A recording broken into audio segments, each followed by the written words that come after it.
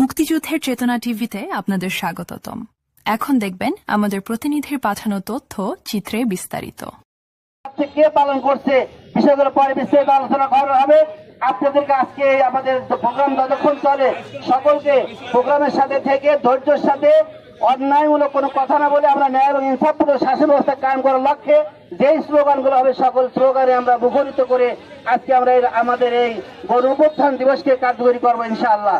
আল্লাহ তাআলা আপনাদের সকলকে কষ্ট করে আসার জন্য অসংখ্য অসংখ্য ধন্যবাদ জানিয়ে আজকে এই প্রোগ্রামকে আল্লাহর কাছে সমর্থ করছি। আল্লাহ যেন আজকে আমাদের প্রোগ্রামকে তার সকল রহমত দ্বারা আমাদের প্রোগ্রামকে বাস্তবায়ন করেন এই আশা ব্যক্ত করে সকল ইলেকট্রনিক্স মিডিয়া, প্রিন্ট মিডিয়া এবং প্রশাসনকে আমরা অনুরোধ করি আমাদের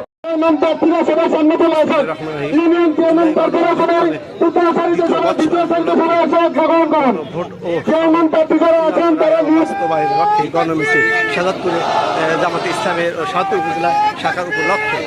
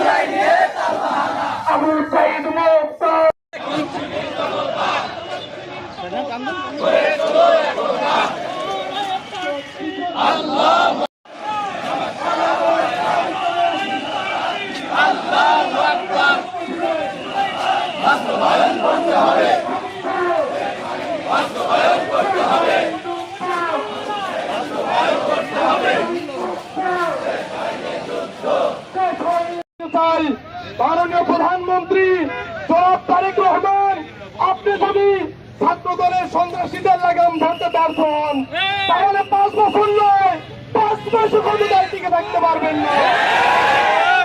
সংগ্রামে উপস্থিতি, আমরা সহাবস্থানের রাজনীতি চাই। একটি মায়ের গর্ভে জনসন্তান জন্ম নিয়েছে, সেই জনসন্তান হলে দুটোই বৈধ হবে, না হলে দুটোই অবৈধ হবে। কথা ঠিক করে এবং অন্তর্বর্তীকালীন সরকারের অধীনে একটি সুষ্ঠু নির্বাচনের মধ্য দিয়ে এই বাংলাদেশে একটি সরকার গঠন হয়েছে।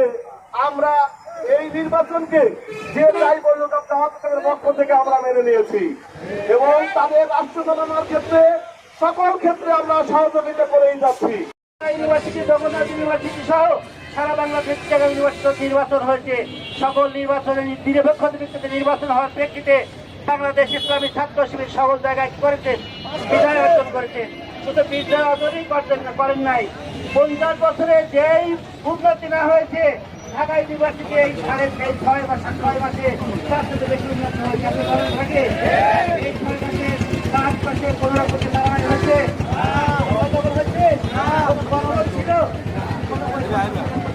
তাই শুধু নয়, এই মাত্র কয়েকদিন কাছে না দেখে এই কয়েকদিন দেখবেন এই বাংলাদেশে যখন একটা সরকার যখন এসেছে সেই সরকারকে আমরা যতটুকু সহযোগিতা করার করা করছে, তারপরেও তারা বাংলাদেশের ছাত্রদের উপরে ওরা হামলা করে আহত করে 2,000 বা 5,000 টাকা দিলে আমি ভাইকে করতে চাই।